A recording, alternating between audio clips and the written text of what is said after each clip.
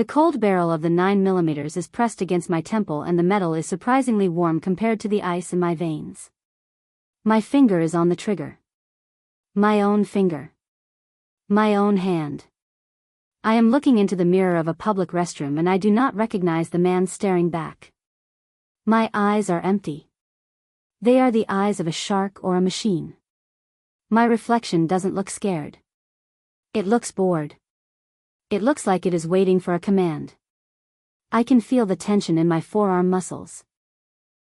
The lateral and medial heads of my triceps are flexed. I am ready to pull the trigger. I want to pull the trigger. But I don't know why. I just know that the clock is ticking toward the final second of the final phase. This started with a notification. A simple chime from my phone that shattered the silence of my bedroom. It was 3 a.m. The witching hour for high-frequency traders and graveyard shift workers. I looked at the screen. Direct deposit. $2,000.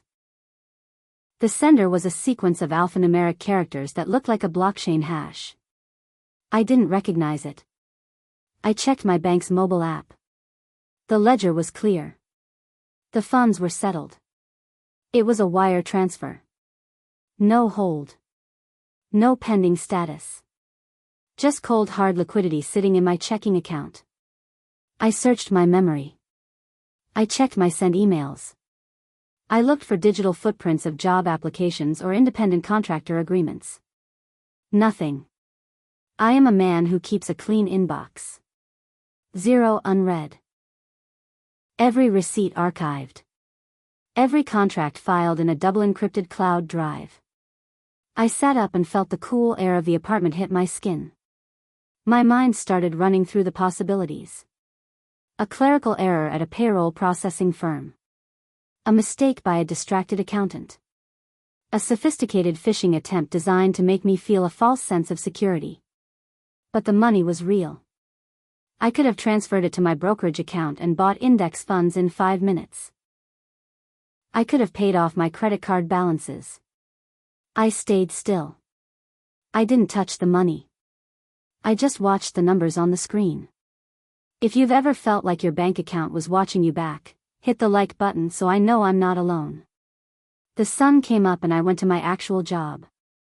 I sit in a cubicle and analyze risk for a mid-sized insurance firm.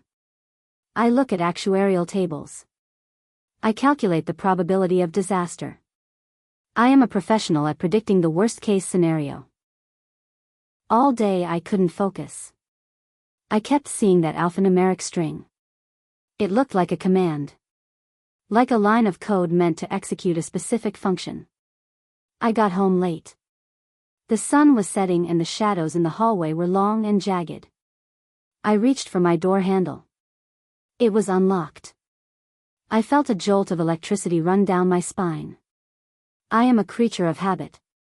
I use a grade 1 deadbolt. I check the strike plate once a week. I always turn the key twice. The door was ajar by less than an inch. A sliver of darkness peeked through the gap. I pushed it open slowly. The hinges didn't make a sound. I had oiled them myself. I walked into the entryway. My eyes scanned the room. The perimeter was secure. The windows were locked. The television was where it belonged. My laptop was still on the desk. This wasn't a burglary. Burglars take the assets. They don't leave the door open as an invitation. I walked into the kitchen. My breath caught in my throat. There was an object on the table that did not belong to me. A black notebook. Moleskine style. Professional. Discreet. I didn't touch it. I know about forensic evidence. I know that oils from the fingertips can stay on a surface for days. I stared at the cover. It was matte black. It absorbed the light from the overhead fixture. It looked heavy. I pulled out a chair and sat down. My heart was a drum in my chest. I used a pen from my pocket to flip the cover open. The first page was dated the previous Monday. The handwriting was neat. Precise. The kerning between the letters was perfect. It looked like my handwriting. Not a copy. Not an imitation. It was the exact way I cross my T's and loop my L's. Monday. 8:15 p.m. Stand at the corner of Vardar Street for 10 minutes. Do nothing. Tuesday. Do not answer unknown calls. Wednesday. Leave your window open overnight. Thursday. Watch the man in the blue jacket. Do not interact. I read the words again. Vardar Street is 4 blocks away. I remember being there. I remember the smell of the rain on the pavement. I remember the sound of the traffic. But I don't remember going there. I don't remember deciding to leave my house. It was like a blank space in my cognitive map. A corrupted sector on a hard drive. I flipped the page. You're already doing well. Don't break routine. The air in the kitchen felt heavy. Like the atmospheric pressure had suddenly dropped before a storm. I looked at my hands. They were steady. That was the most terrifying part. I wasn't shaking. My body felt fine. My mind felt like it was being overwritten. I went to the bathroom and splashed cold water on my face. I looked in the mirror. I saw the same face I see every morning. But there was a shadow behind the eyes. A lack of ownership. I went to my bedroom and checked my phone again. I needed data. I needed a log of my movements. I opened my location history. The blue dot on the map was a trail of breadcrumbs. Monday night. 8:15 p.m.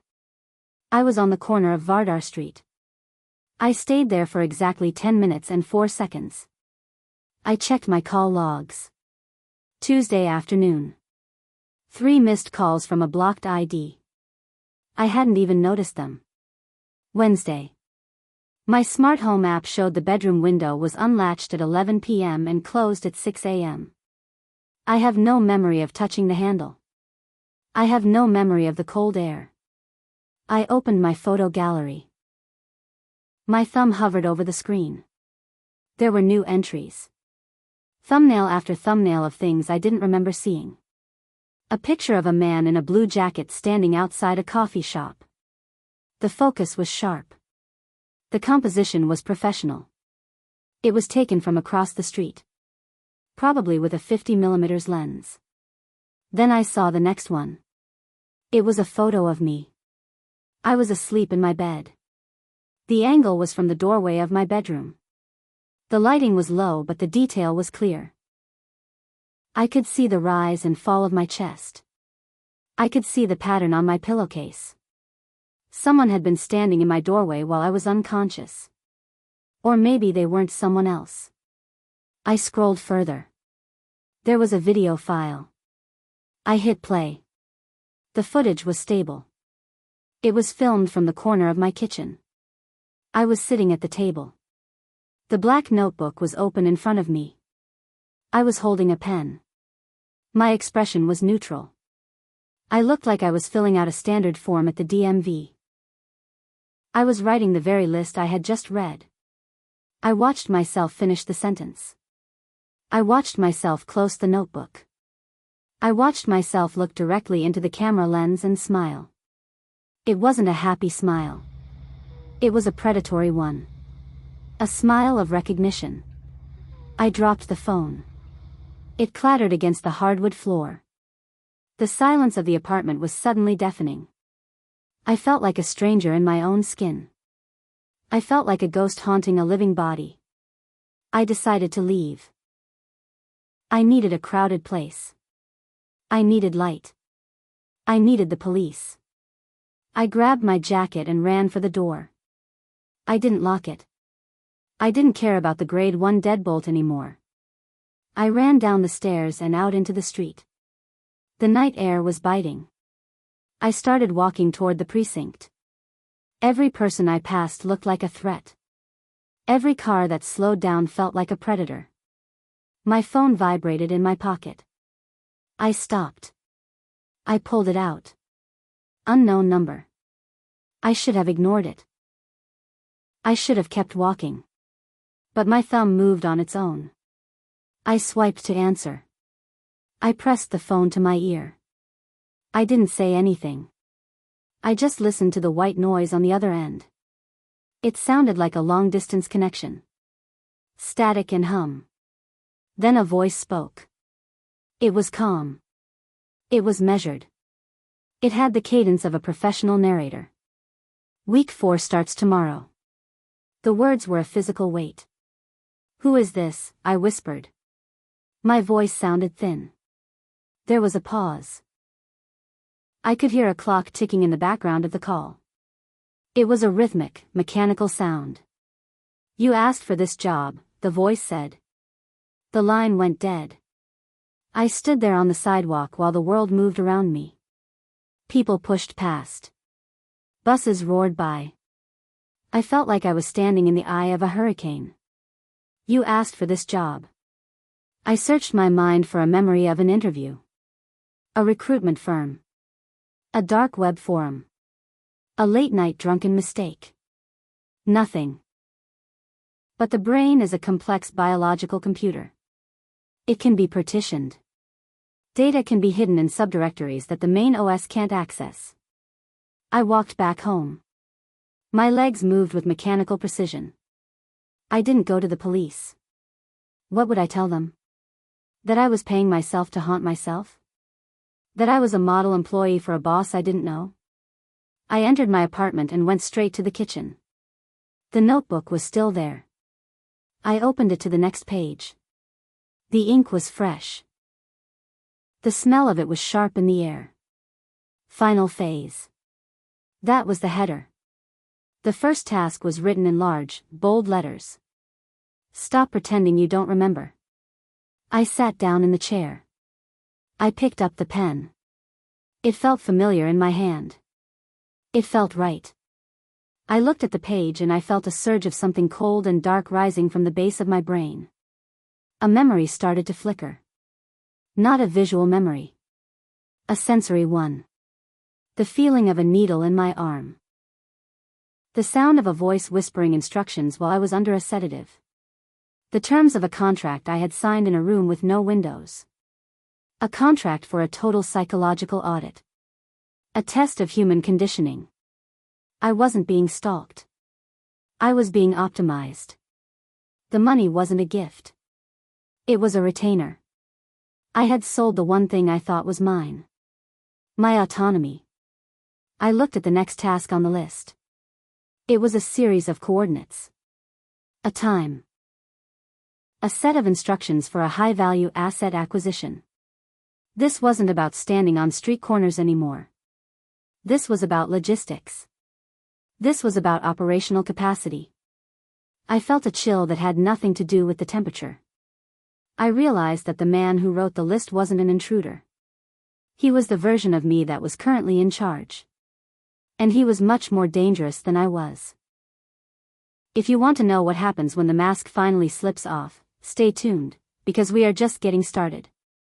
The coordinates led me to a decommissioned industrial park on the edge of the city. The kind of place where the soil is saturated with heavy metals and the silence is heavy with the ghost of manufacturing. I drove there in a state of fugue. My hands were on the wheel, but I felt like a passenger in the back seat of my own mind. The dashboard clock hit 1 a.m. High-precision timing is the backbone of any black market operation.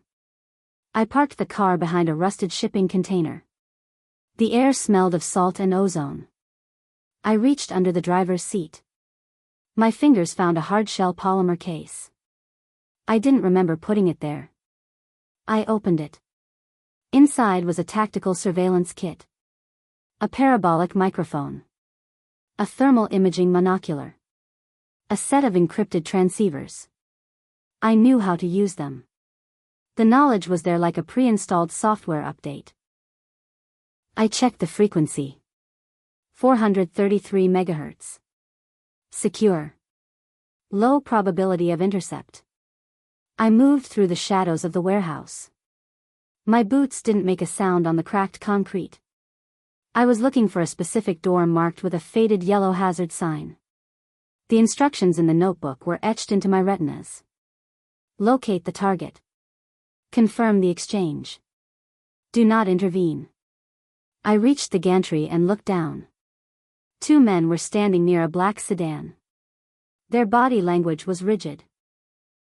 Professional. They weren't criminals. They were private security contractors. They were waiting for a delivery. I raised the thermal monocular. The heat signatures were bright orange against the cold blue of the warehouse. One of them checked his watch. He was nervous. His heart rate was likely elevated.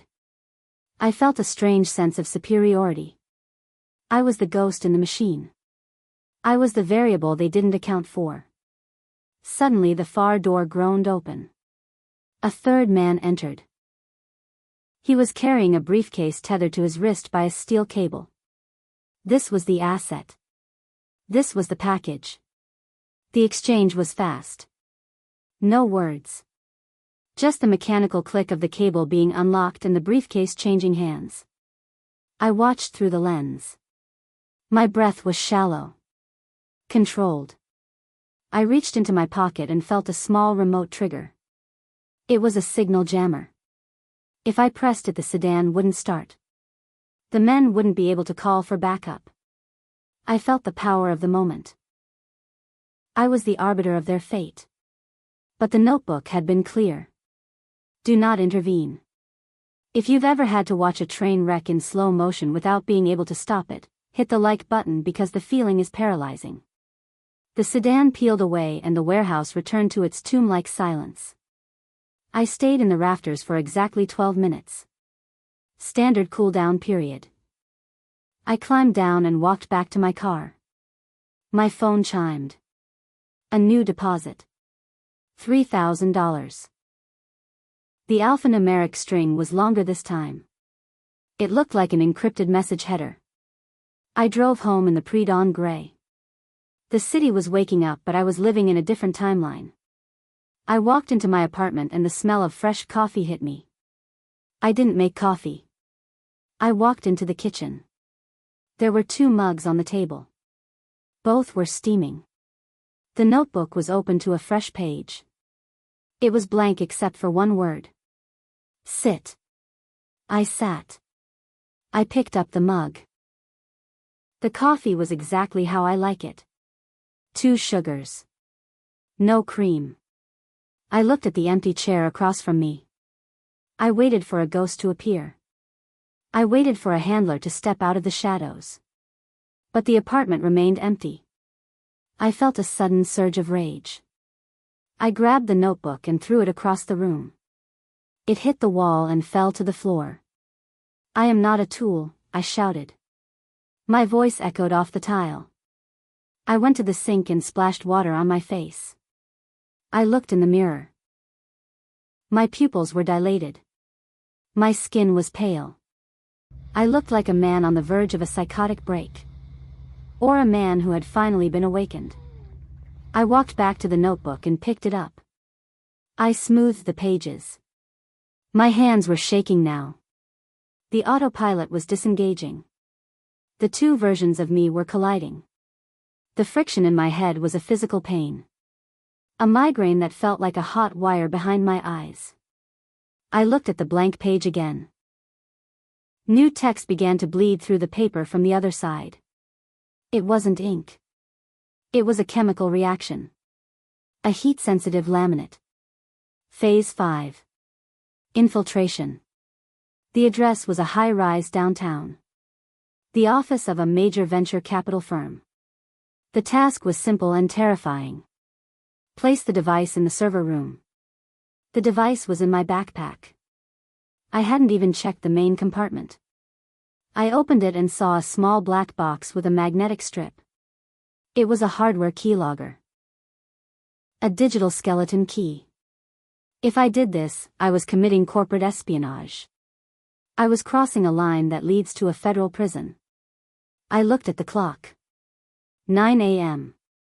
I had to go to my real job. I had to pretend to care about risk management while I was the biggest risk in the building. I walked to the subway. The crowd felt like a single organism. A mass of people moving toward their own small destinies. I felt disconnected. I felt like a predator moving through a herd of sheep. I reached my office building. I scanned my ID. The light turned green. Access granted. I sat at my desk and opened a spreadsheet. The numbers were meaningless. I kept thinking about the server room downtown.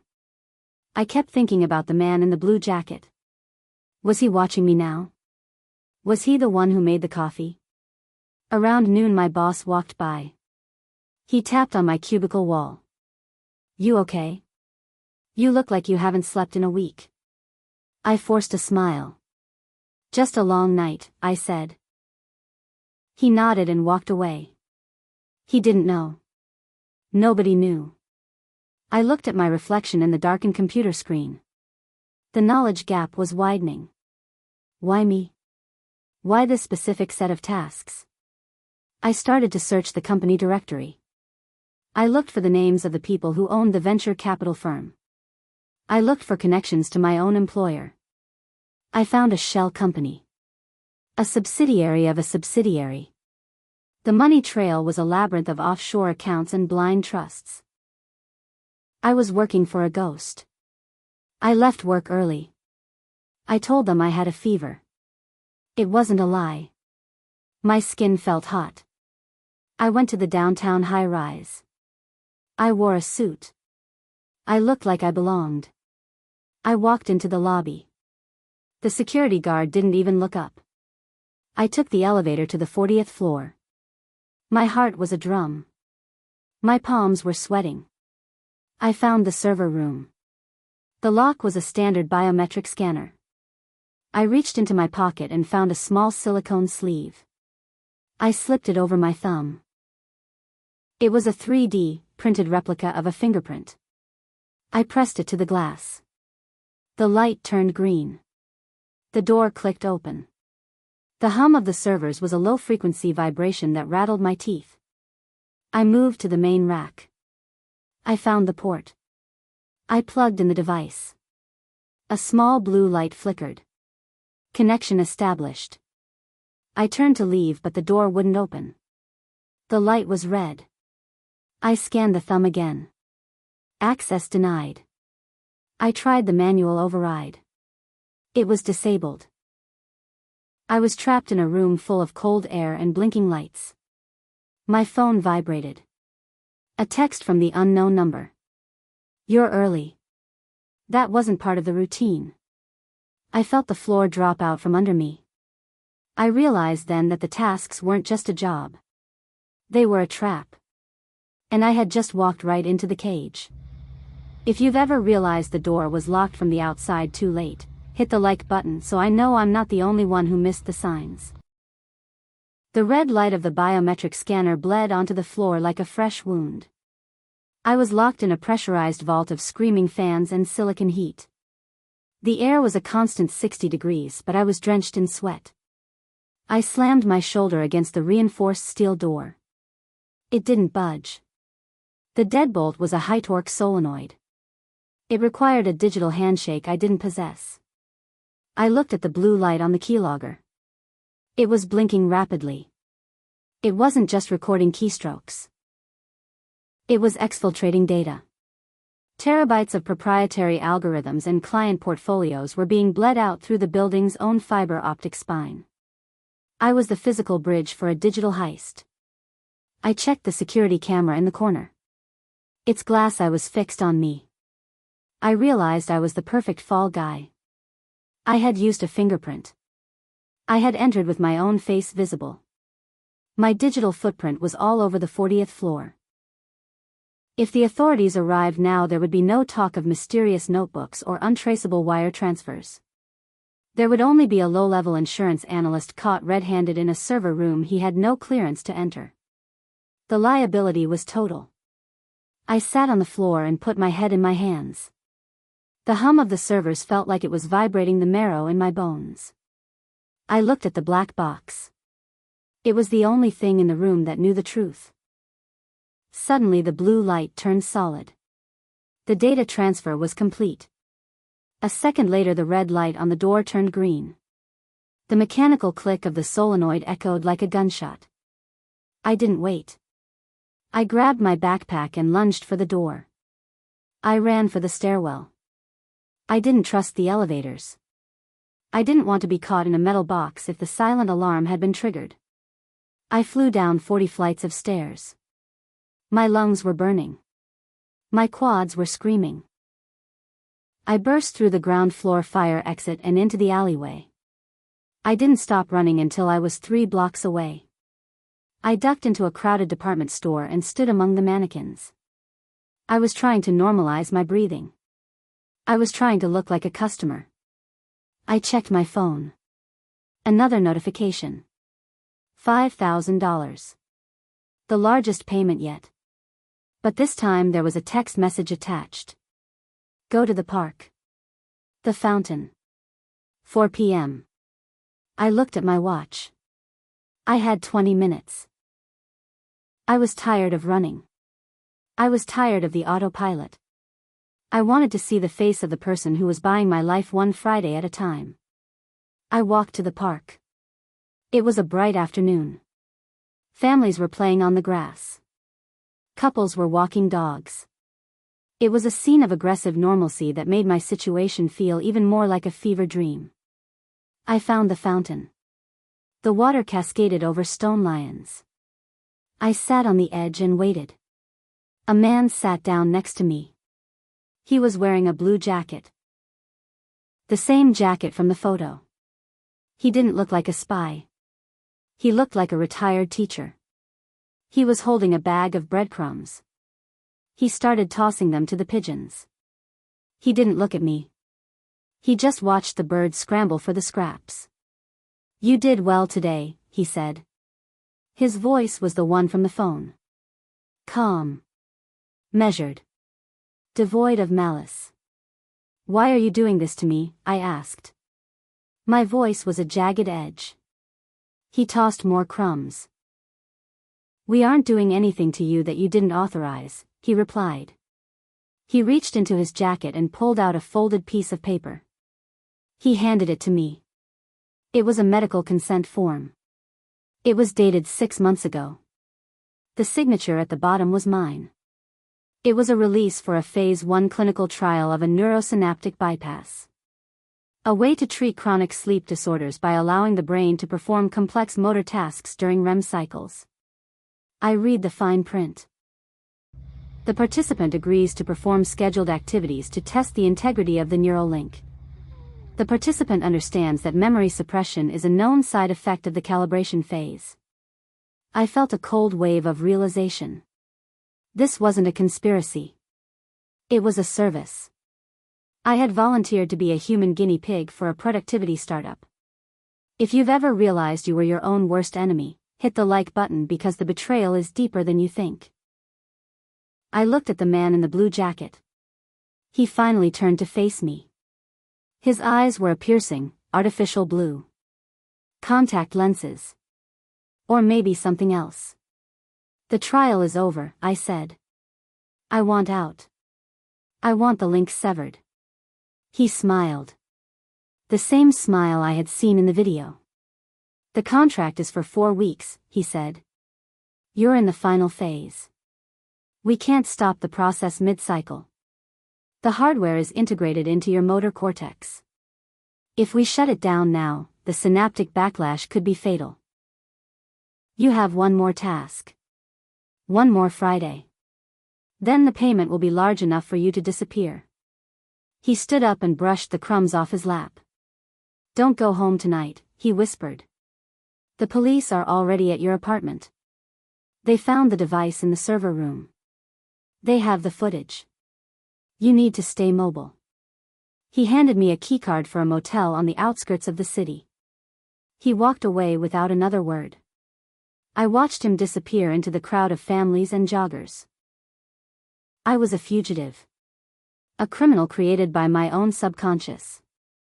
I looked at the keycard. It was blank. I felt the weight of the backpack on my shoulders. I realized I was still carrying the keylogger. I was still carrying the evidence. I got up and started walking toward the subway. I needed to get off the grid. I took 3 different buses to reach the motel. It was a neon-soaked wreck on a strip of abandoned car lots. I walked into the room. It smelled of stale cigarettes and industrial cleaner. I locked the door and pushed a dresser in front of it. I sat on the bed and opened my laptop. I needed to see what was on the device. I needed to know what I had stolen. I plugged the keylogger into a sandbox environment. The files were encrypted with a 256-bit key. I tried every password I've ever used. I tried the alphanumeric strings from the bank deposits. The final string worked. The folders opened. It wasn't corporate data. It was a database of names, addresses, social security numbers. Thousands of people. And next to each name was a status. Phase 1. Phase 2. Phase 3. I scrolled down to the bottom of the list. I found my own name. The status was flashing red. Target acquired. I realized then that I wasn't just a participant in a trial. I was the delivery system for a virus. A way to map the neural pathways of everyone I had come into contact with over the last month. The job I didn't remember applying for was the end of the world. And tomorrow was Friday. The day I would finally get paid in full. The flashing red text on the screen felt like a physical pulse against my retinas.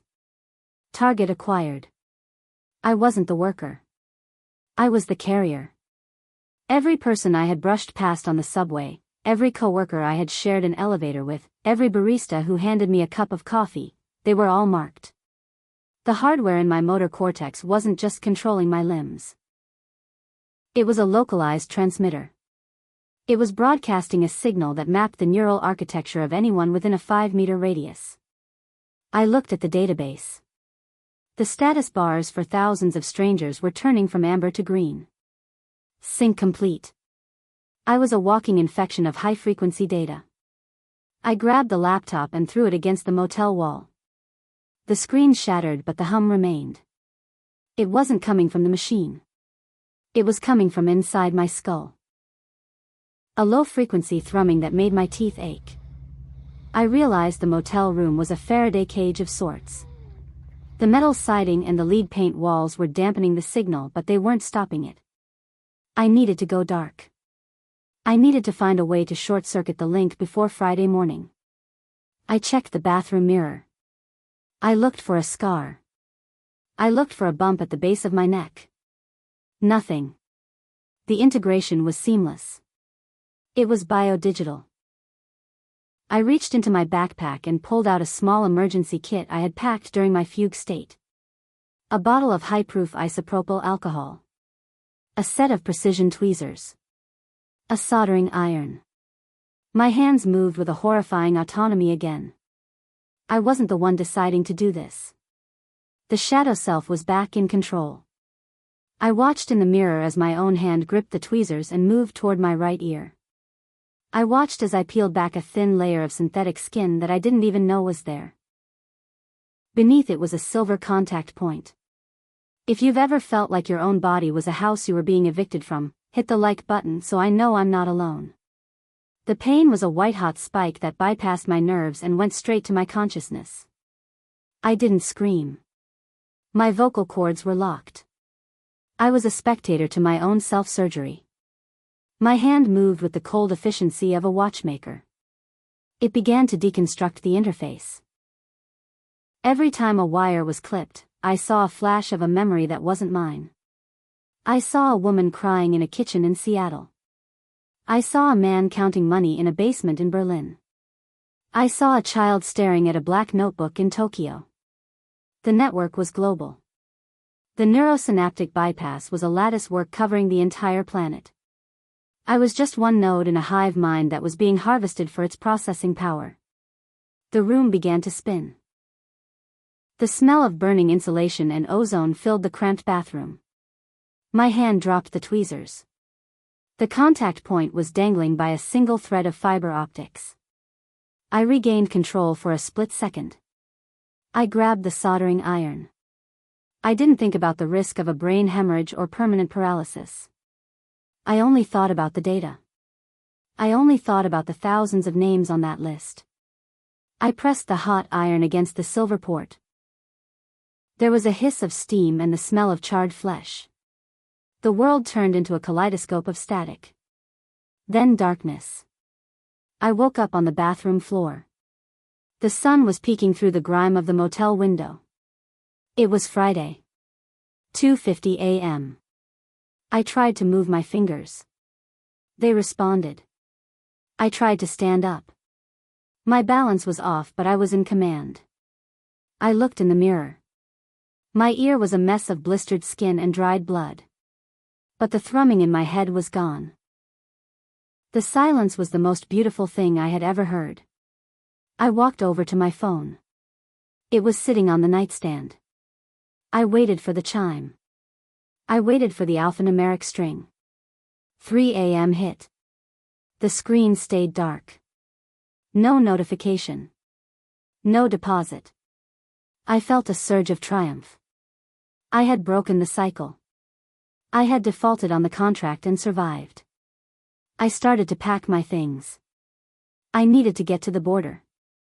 I needed to find a place where the air wasn't filled with Wi-Fi signals and cellular data. I reached for the door handle. I stopped. I looked at the dresser I had pushed in front of the door. There was a black notebook sitting on top of it. It hadn't been there when I went into the bathroom. I didn't touch it. I didn't need to. I knew what was written inside. I knew the final phase wasn't about the data. It was about the vessel. I moved the dresser and stepped out into the hallway. The motel was deserted. The neon sign outside was flickering. I walked to the parking lot. My car was gone. In its place was a black sedan. The same one from the warehouse. The door was open. The engine was idling. I didn't want to get in. Every instinct told me to run. But my legs were already moving. The bypass hadn't been in my ear. That was just a decoy. A secondary interface to keep me occupied while the primary system moved into the deep tissues of my spine. I sat in the driver's seat. I gripped the wheel. The car began to move. I wasn't driving. The steering wheel turned on its own. The pedals depressed without my input. This wasn't a car with autopilot. This was a direct neural link to the vehicle's onboard computer. I was the processor. I was the sensor array. We drove toward the heart of the city. We drove toward the high-rise downtown. The morning light was hitting the glass buildings. They looked like giant pillars of gold. I realized then that the final payment wasn't going to be money. It was going to be a total overwrite. By the time the sun was fully up, there would be no more insurance analyst. There would only be the machine. If you want to know what it feels like to lose your soul in real time, stay with me, because the last mile is the longest. The city skyline rushed toward me like a jagged blade of glass and steel. I sat behind the wheel of the black sedan with my hands resting uselessly on my knees.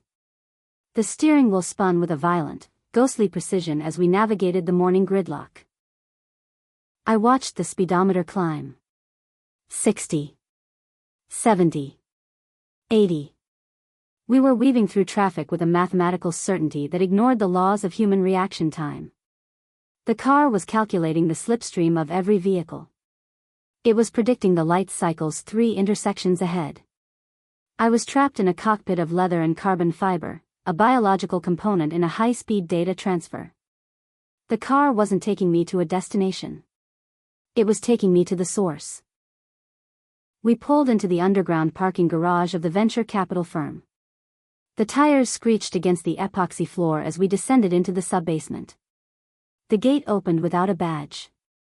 The security system recognized the car's address before we even hit the sensor. The engine cut out and the doors unlocked with a synchronized thud. I stepped out into the cold, stagnant air. My legs moved toward the freight elevator. I didn't feel the floor beneath my feet. I felt the pulse of the building's power grid. I felt the hum of the cooling towers 40 stories above.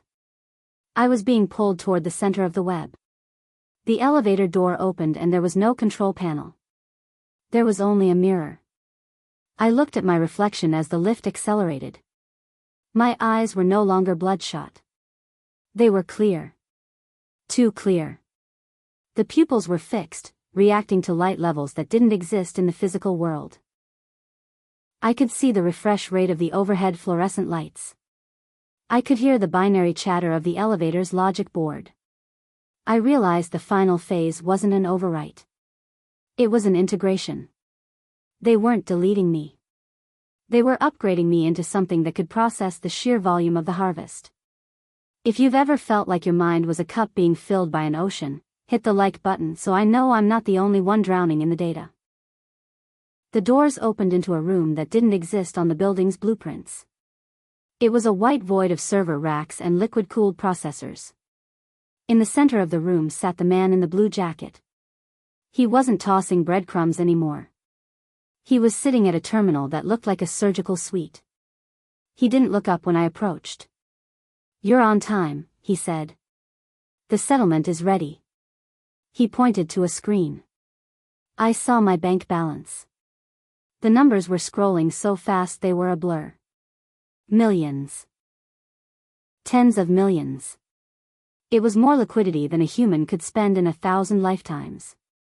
But the money felt like an obsolete currency for a man who no longer needed to buy anything. He stood up and walked toward me. He reached out and touched my temple, right where I had pressed the soldering iron. The skin was smooth. The wound was gone. "We didn't just map the network," he whispered. "We gave the network a nervous system. And you are the primary node. You are the one who will manage the global calibration." I felt a surge of information hit my frontal lobe. I saw the thousands of names from the database. I felt their heartbeats. I heard their silent thoughts. They were all connected to me. I was the shepherd of a hive mind. I was the insurance policy for the future of the human race. The responsibility was a crushing weight, but I felt no fear. I felt nothing but the cold logic of the machine. I walked to the terminal and sat down. My fingers hovered over the keys. I didn't need to type. I just needed to think. I looked into the mirror of the screen and saw the man I used to be.